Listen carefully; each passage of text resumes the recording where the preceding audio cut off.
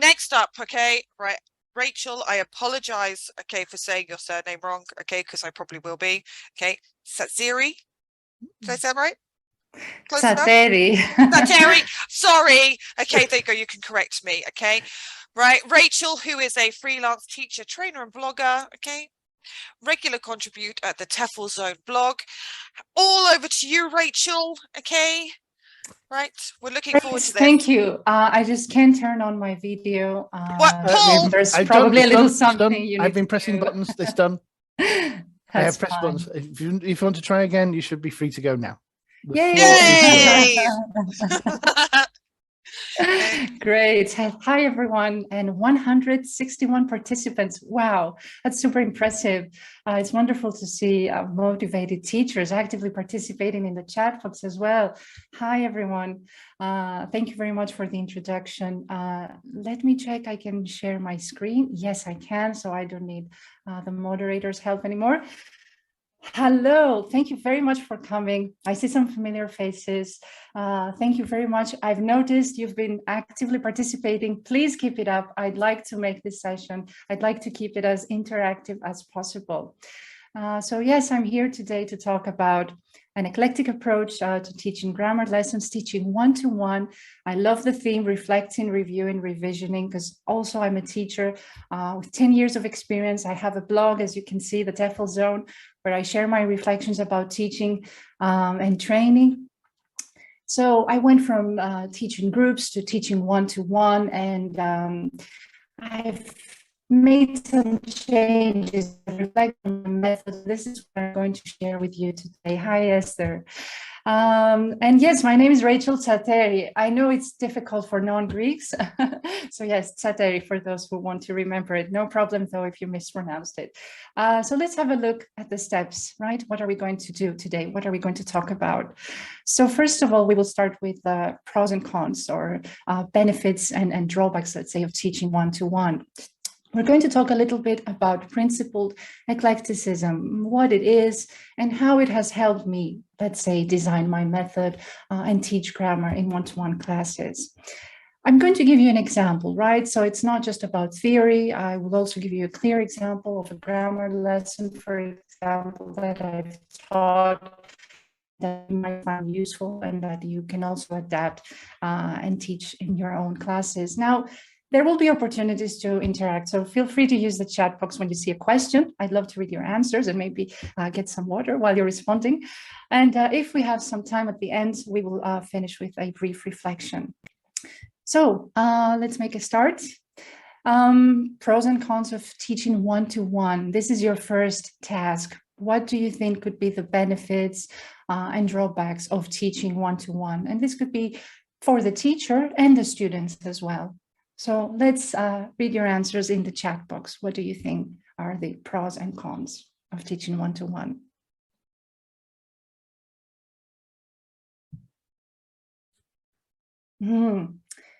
Very good. Tailored lesson, says Amira.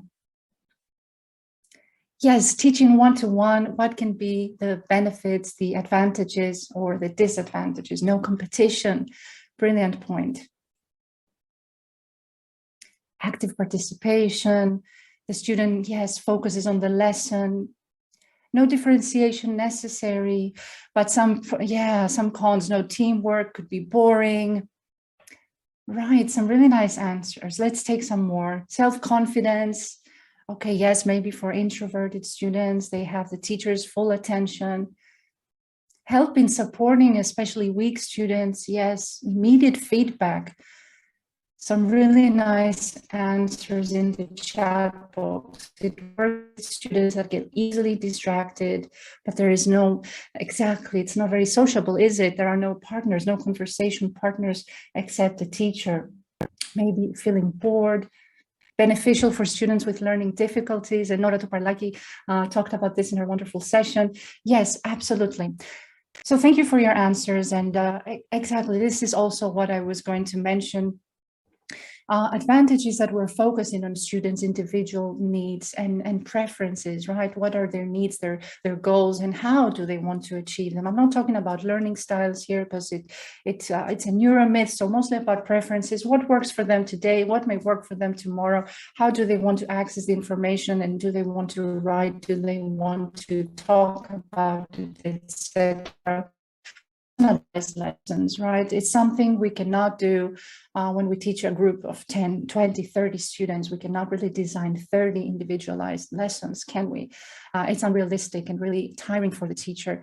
More STT or student talking time for learners and for students, as they don't have to wait their turn to speak, after 5, 10, 20 students. So there is higher student talking time.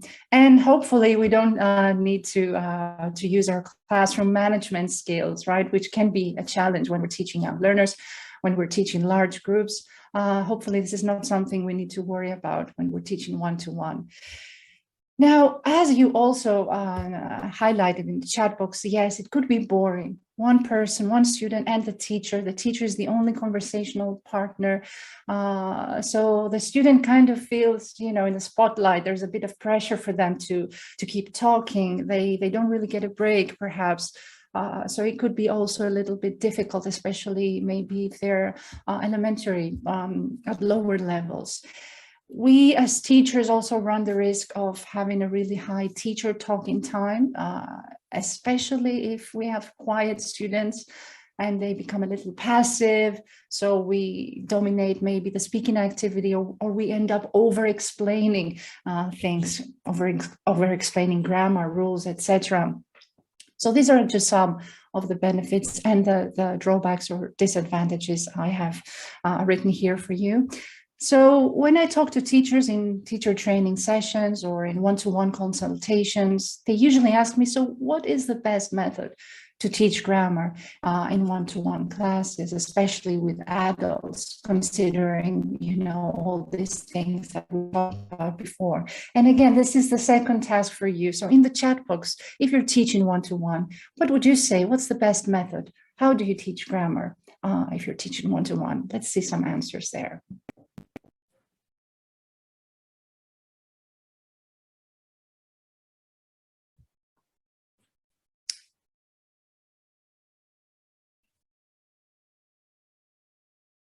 Right, we have an answer like conversation, maybe a conversation class.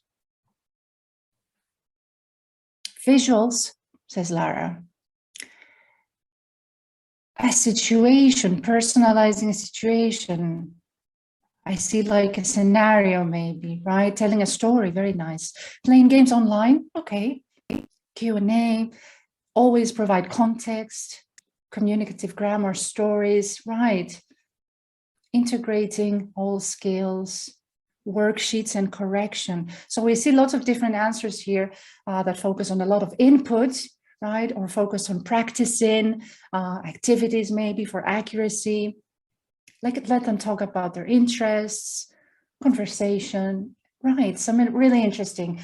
So I noticed that you don't follow like specific methods like PPP, for example.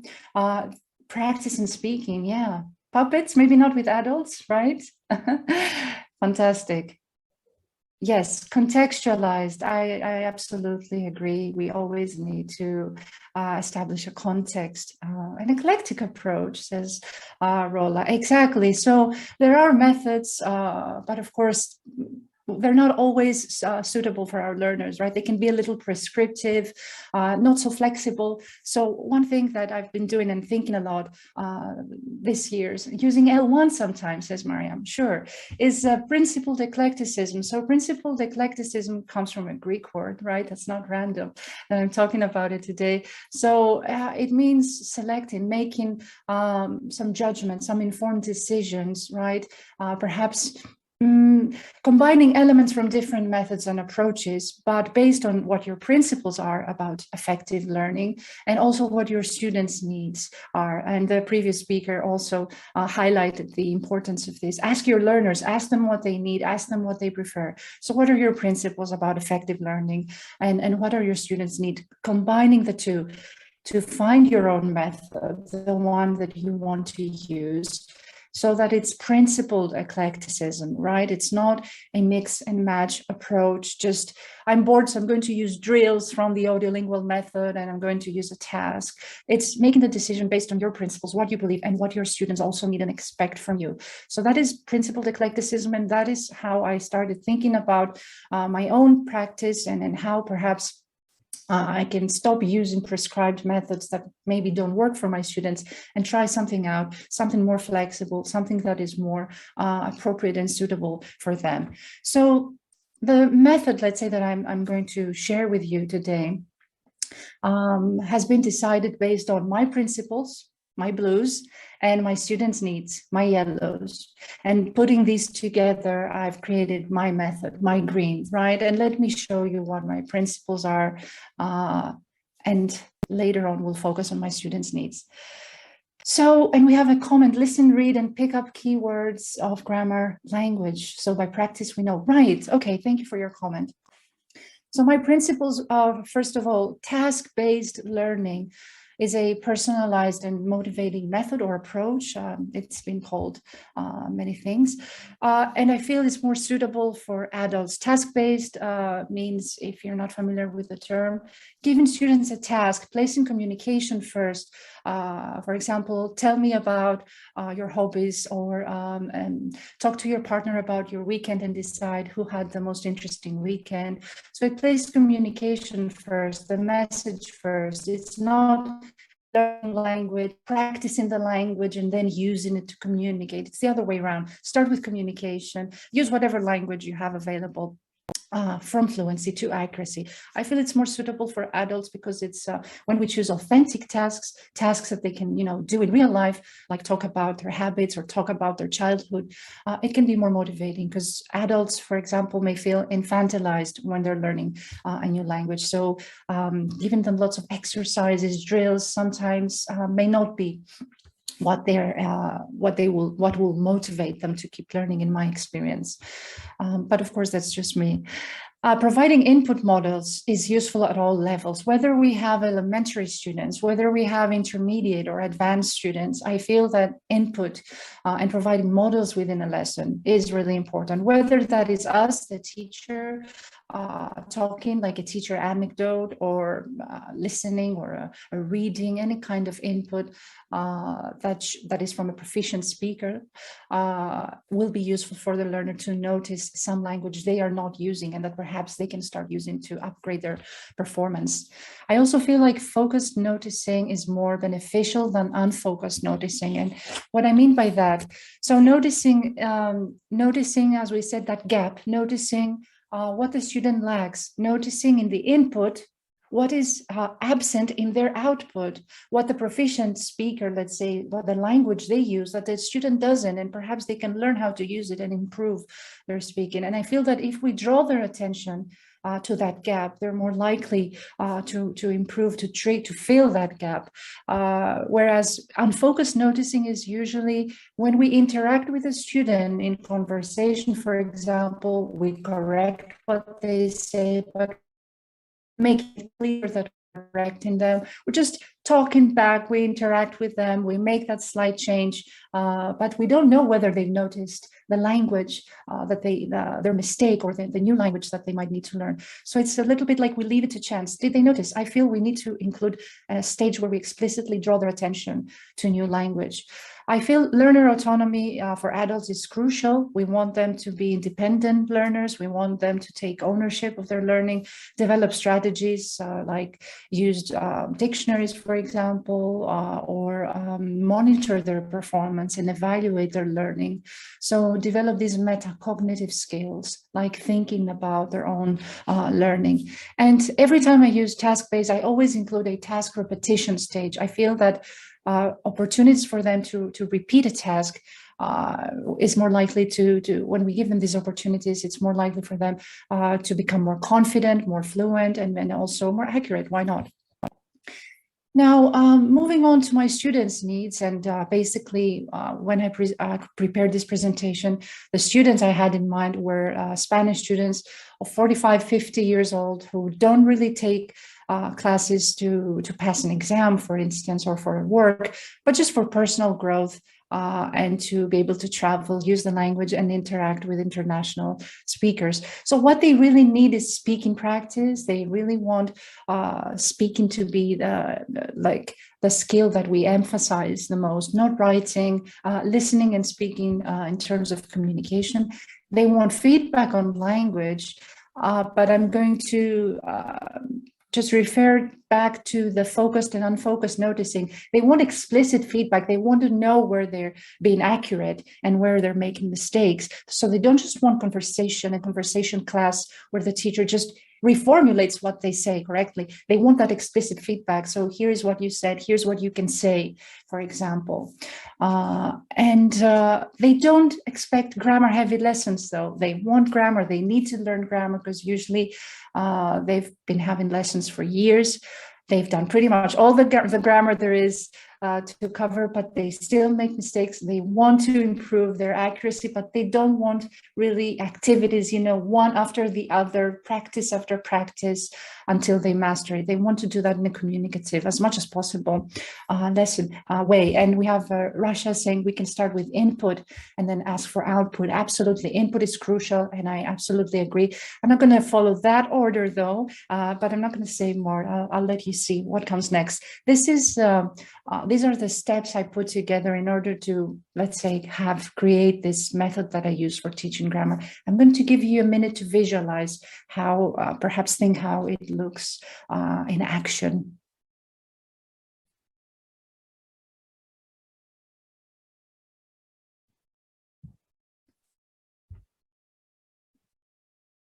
So Rasha, if you notice, I'm not starting with input here. I'm actually starting with output, right? And I'll tell you why I'm doing that. So first of all, let's say that the task is tell me about one of your childhood friends and what you did together. This is an authentic task, something we do in real life as well. And the focus would be talking about the past and perhaps past habits, narrative tenses, past simple, past continuous, past perfect. We'll see exactly what it is the student lacks or maybe used to and would for past habits. We would start with the lead in, like showing a picture, and ask questions. What do you see? What do you think the topic is? So that we elicit the topic and the student realizes it's childhood friends. And the reason is to not only introduce the topic, but also to create a little bit of interest and start the lesson with the student guessing, describing as well.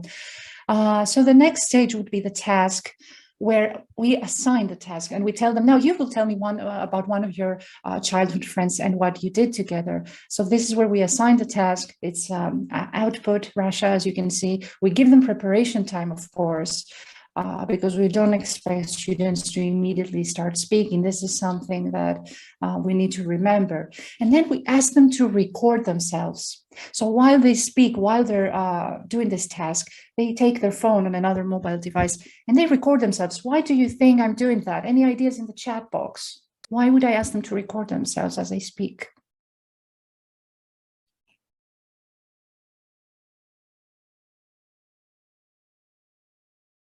To gain confidence, to difference, Mariam, exactly. I see the difference between what and what. Maybe you can tell me. Find their own mistakes, listen again and assess. Brilliant.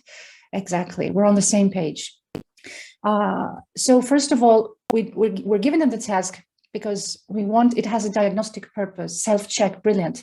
To check if they have any productive control of the target language. Maybe we have in mind some target language. Of course, when we're doing a pure task-based lesson, we don't have target language, right? But this is why I said I'm being eclectic. I'm also including a focus on language that I know my students are not getting right. So I'm using it as a diagnostic purpose to get them to practice speaking for fluency and also to give them an authentic task, something that they could do. Brilliant, Dalia, exactly.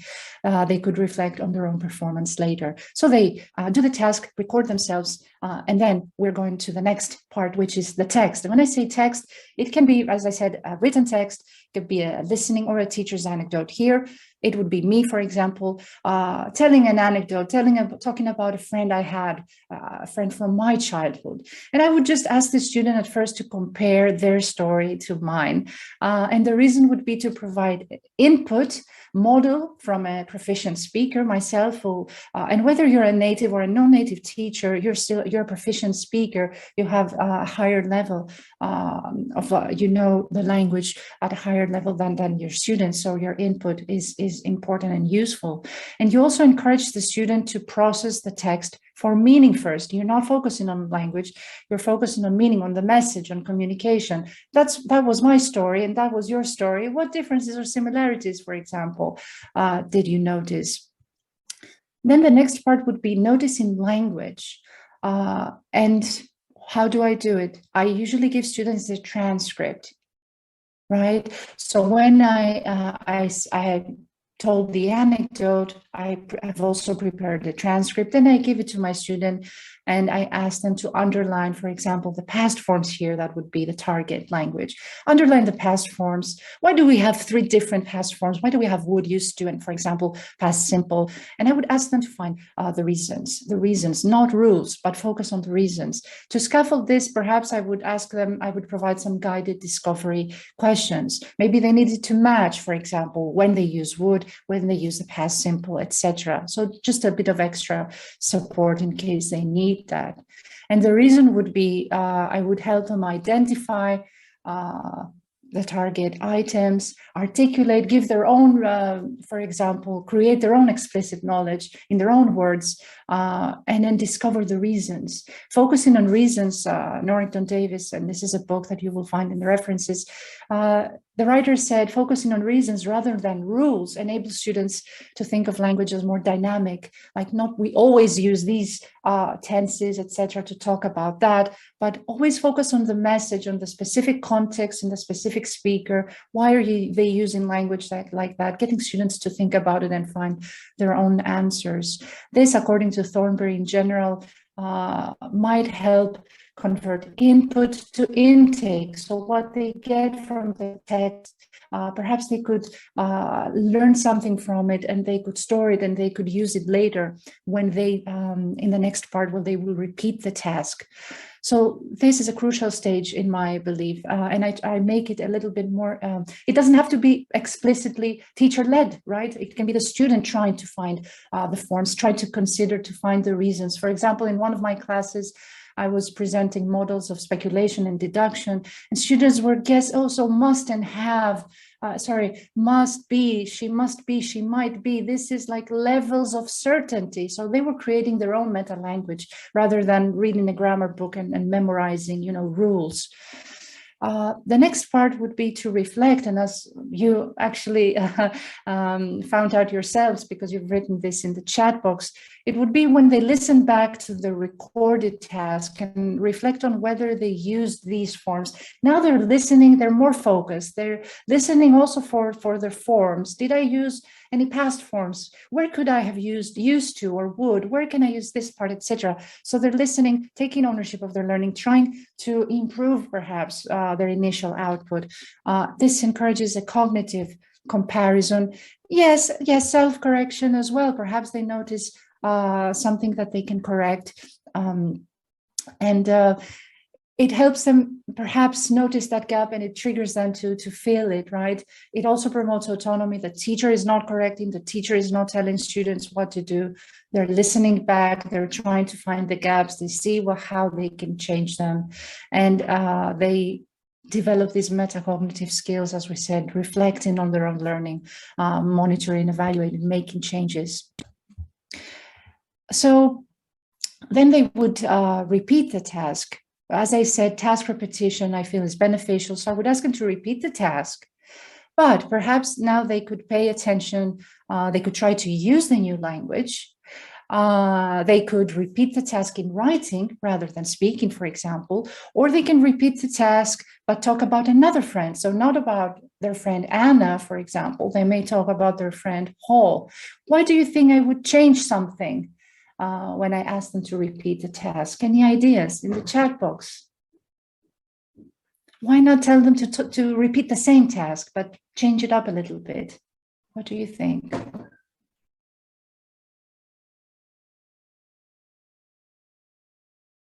They may copy it.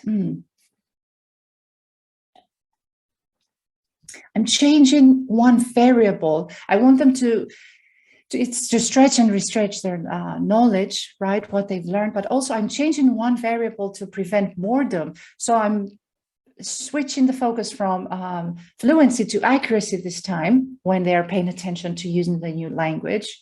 Yes, to prevent boredom, exactly. They can practice a different skill from speaking to writing, or they can talk about another friend again. Yes, it's the same, similar context. They can use the same language, but they don't have to repeat the same one exactly.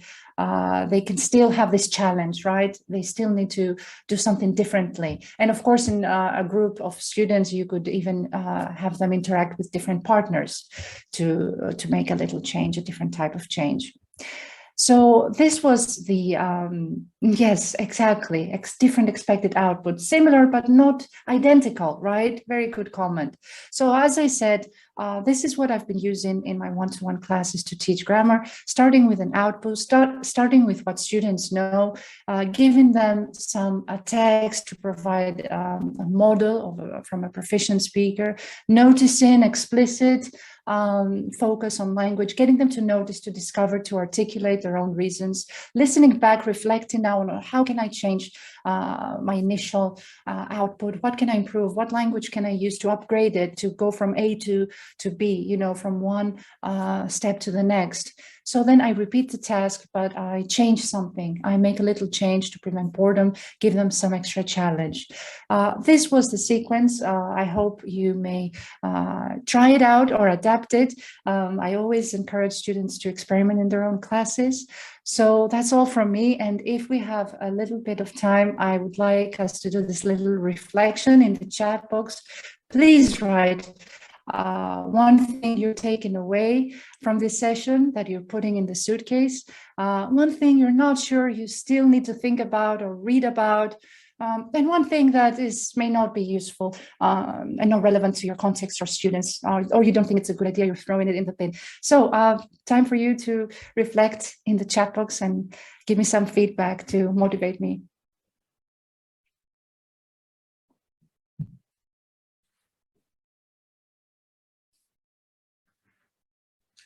Very interesting. Okay. Right.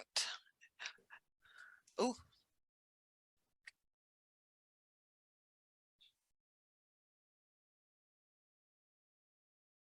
Right, Maha says she can use this with her IIP students. Great. Yes, this element of reflection.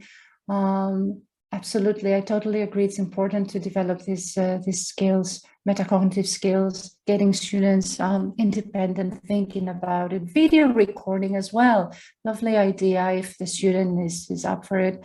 I'm not sure if this method could work for learners who learn for the first time. Right, so beginners, right? Very good comment. Not sure it could work with beginners.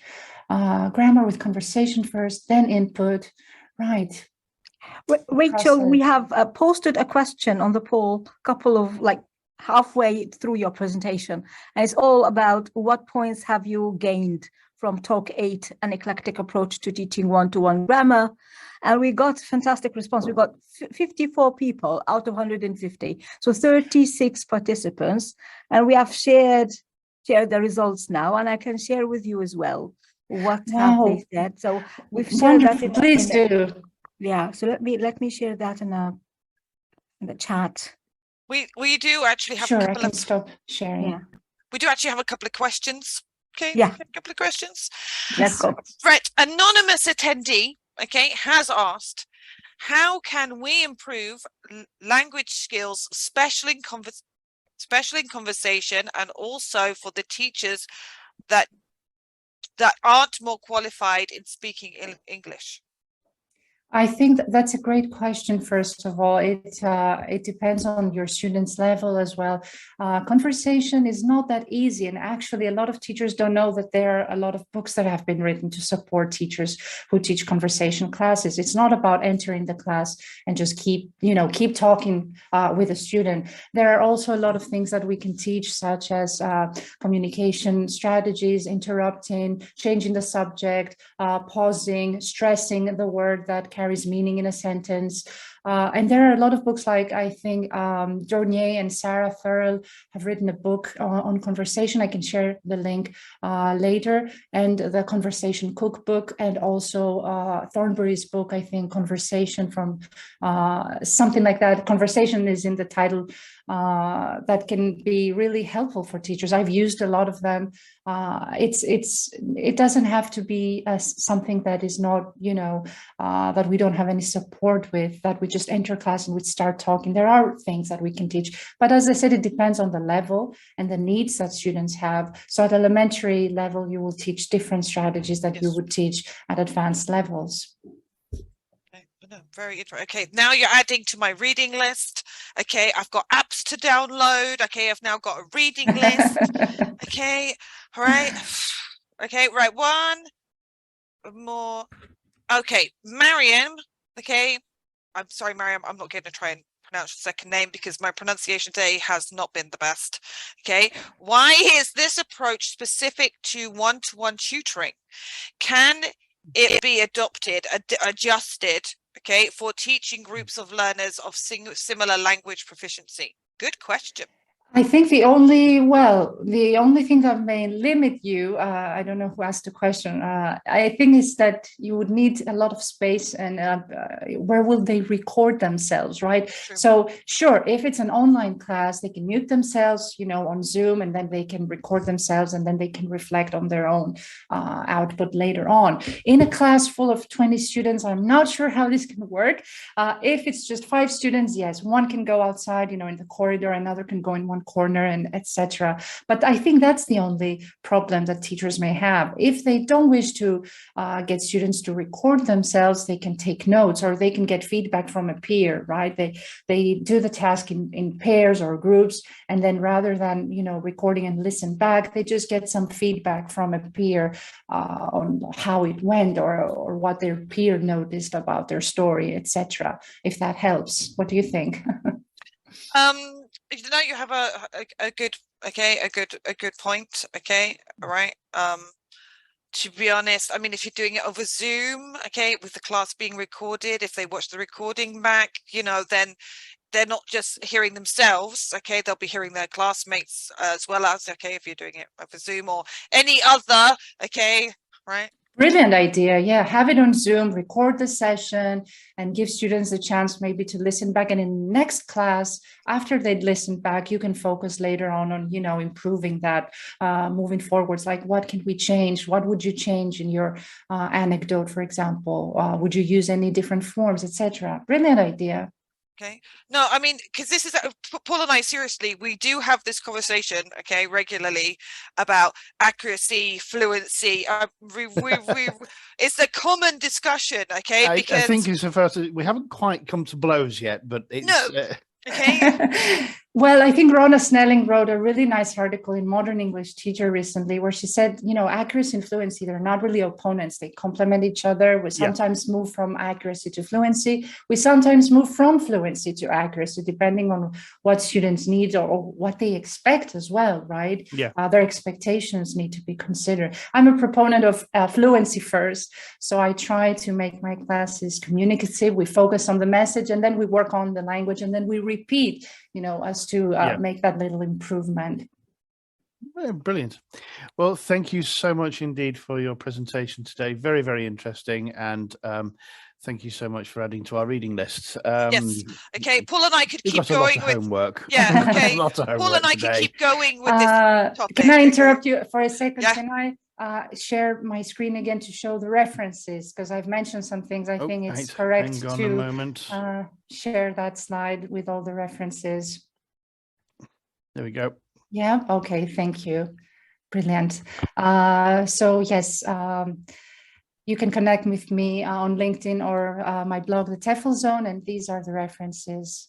I'll give you a moment to read or for the recording, and then perhaps teachers